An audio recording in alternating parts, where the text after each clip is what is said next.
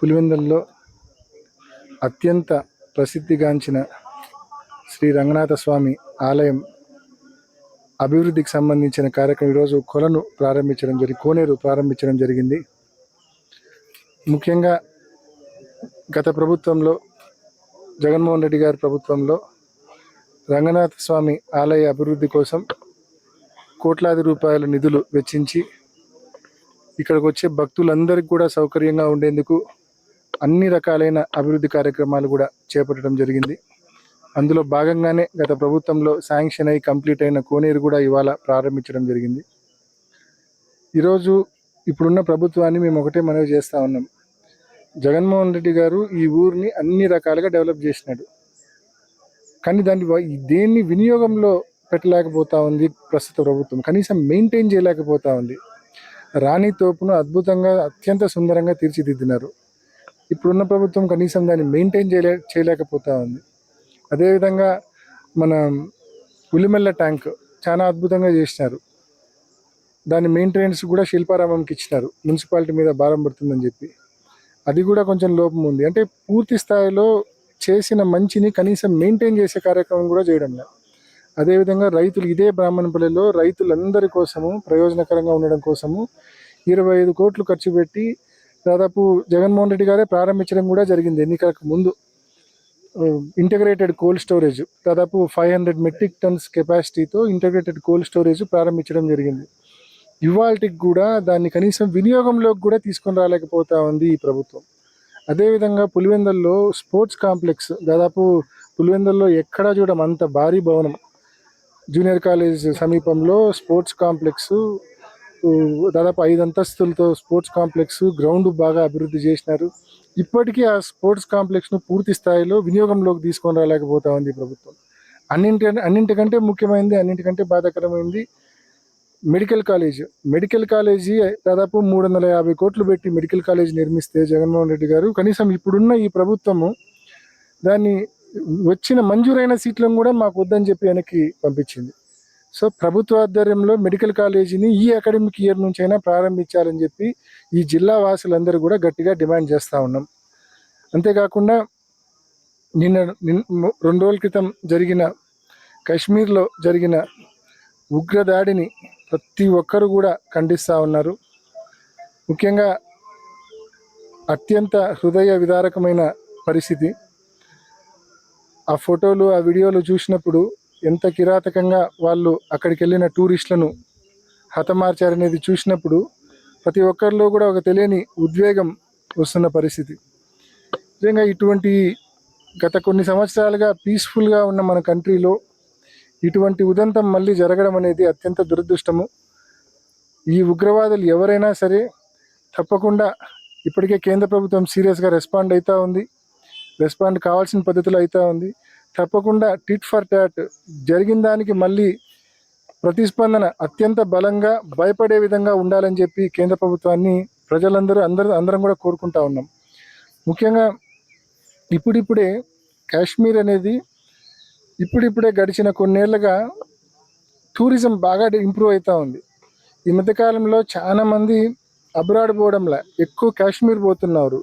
కాశ్మీర్నే ఒక రకంగా మినీ స్విట్జర్లాండ్గా చూస్తూ ఉన్న పరిస్థితి. అంటే అంత అద్భుతమైన సీనిక్ ప్లేస్ కాశ్మీర్. విపరీతంగా టూరిస్టులు ఈ మధ్యకాలంలో మన దేశంలో ఉండేవాళ్ళు, బయట దేశాల్లో ఉండేవాళ్ళు కూడా కాశ్మీర్కి వస్తూ ఉన్నారు. ఇటువంటి పరిస్థితుల్లో అన్ని రకాలుగా టూరిజం అక్కడ డెవలప్ అవుతున్న పరిస్థితుల్లో ఈ దాడి ఏదైతే జరిగిందో, ఈ దాడి వలన నిజంగా టూరిజం కూడా పూర్తి స్థాయిలో ఎఫెక్ట్ అయ్యే పరిస్థితి.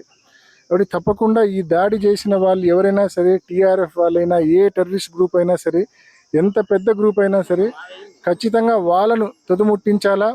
తగిన శాస్తి, తగిన బదులు వాళ్ళకు మరి ఖచ్చితంగా ఫిట్ రిప్లై వాళ్ళకు కూడా మరి తెలియజేయాలని చెప్పి కేంద్ర ప్రభుత్వాన్ని అందరి తరపున మనవి చేసుకుంటా ఉన్నాం. ఆ కుటుంబాలకు, చనిపోయిన వ్యక్తులకు వారి ఆత్మకు శాంతి చేకూరాలని, అదేవిధంగా వారి కుటుంబాలకు కోలుకోలేని దెబ్బది వాళ్ళకు ప్రగాఢ సానుభూతి ఆ కుటుంబాలకు తెలియజేస్తూ ఉన్నాం. ఇవాళ పులివెందులలో అత్యంత ప్రసిద్ధిగాంచిన శ్రీ రంగనాథ స్వామి ఆలయం అభివృద్ధికి సంబంధించిన కార్యక్రమం ఈరోజు కోనేరు ప్రారంభించడం జరిగింది.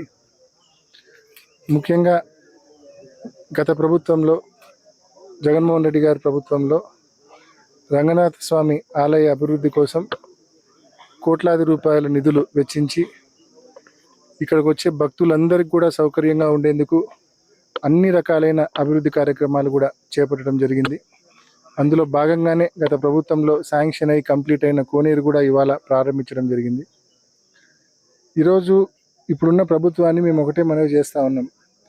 జగన్మోహన్ రెడ్డి గారు ఈ ఊరిని అన్ని రకాలుగా డెవలప్ చేసినాడు, కానీ దేన్ని వినియోగంలో పెట్టలేకపోతా ఉంది ప్రస్తుత ప్రభుత్వం. కనీసం మెయింటైన్ చేయలేకపోతా ఉంది. రాణి తోపును అద్భుతంగా అత్యంత సుందరంగా తీర్చిదిద్దినారు. ఇప్పుడున్న ప్రభుత్వం కనీసం దాన్ని మెయింటైన్ చేయలేకపోతా ఉంది. అదేవిధంగా మన ఉలిమెల్ల ట్యాంక్ చాలా అద్భుతంగా చేసినారు. దాని మెయింటెనెన్స్ కూడా శిల్పారామంకి ఇచ్చినారు, మున్సిపాలిటీ మీద భారం పడుతుందని చెప్పి. అది కూడా కొంచెం లోపం ఉంది. అంటే పూర్తి స్థాయిలో చేసిన మంచిని కనీసం మెయింటైన్ చేసే కార్యక్రమం కూడా చేయడం లేదు. అదేవిధంగా రైతులు, ఇదే బ్రాహ్మణపల్లిలో రైతులందరి కోసము ప్రయోజనకరంగా ఉండడం కోసము 25 కోట్లు ఖర్చు పెట్టి దాదాపు జగన్మోహన్ రెడ్డి గారే ప్రారంభించడం కూడా జరిగింది. ఎన్నికలకు ముందు ఇంటిగ్రేటెడ్ కోల్డ్ స్టోరేజ్ దాదాపు 500 మెట్రిక్ టన్స్ కెపాసిటీతో ఇంటిగ్రేటెడ్ కోల్డ్ స్టోరేజ్ ప్రారంభించడం జరిగింది. ఇవాళకి కూడా దాన్ని కనీసం వినియోగంలోకి కూడా తీసుకొని రాలేకపోతా ఉంది ఈ ప్రభుత్వం. అదేవిధంగా పులివెందుల్లో స్పోర్ట్స్ కాంప్లెక్స్, దాదాపు పులివెందుల్లో ఎక్కడా చూడడం అంత భారీ భవనం, జూనియర్ కాలేజ్ సమీపంలో స్పోర్ట్స్ కాంప్లెక్స్, దాదాపు 5 అంతస్తులతో స్పోర్ట్స్ కాంప్లెక్స్, గ్రౌండ్ బాగా అభివృద్ధి చేసినారు. ఇప్పటికీ ఆ స్పోర్ట్స్ కాంప్లెక్స్ను పూర్తి స్థాయిలో వినియోగంలోకి తీసుకొని రాలేకపోతా ఉంది ప్రభుత్వం. అన్నింటికంటే ముఖ్యమైనది, అన్నింటికంటే బాధాకరమైనది మెడికల్ కాలేజీ దాదాపు 350 కోట్లు పెట్టి మెడికల్ కాలేజీ నిర్మిస్తే జగన్మోహన్ రెడ్డి గారు కనీసం ఇప్పుడున్న ఈ ప్రభుత్వము దాన్ని వచ్చిన మంజూరైన సీట్లను కూడా మాకు వద్దని చెప్పి వెనక్కి పంపించింది. సో ప్రభుత్వ ఆధ్వర్యంలో మెడికల్ కాలేజీని ఈ అకాడమిక్ ఇయర్ నుంచి అయినా ప్రారంభించాలని చెప్పి ఈ జిల్లా వాసులందరూ కూడా గట్టిగా డిమాండ్ చేస్తూ ఉన్నాం. అంతేకాకుండా నిన్న 2 రోజుల క్రితం జరిగిన కాశ్మీర్లో జరిగిన ఉగ్రదాడిని ప్రతి ఒక్కరు కూడా ఖండిస్తూ ఉన్నారు. ముఖ్యంగా అత్యంత హృదయ విదారకమైన పరిస్థితి. ఆ ఫోటోలు, ఆ వీడియోలు చూసినప్పుడు ఎంత కిరాతకంగా వాళ్ళు అక్కడికి వెళ్ళిన టూరిస్టులను హతమార్చారనేది చూసినప్పుడు ప్రతి ఒక్కరిలో కూడా ఒక తెలియని ఉద్వేగం వస్తున్న పరిస్థితి. నిజంగా ఇటువంటి గత కొన్ని సంవత్సరాలుగా పీస్ఫుల్గా ఉన్న మన కంట్రీలో ఇటువంటి ఉదంతం మళ్ళీ జరగడం అనేది అత్యంత దురదృష్టము.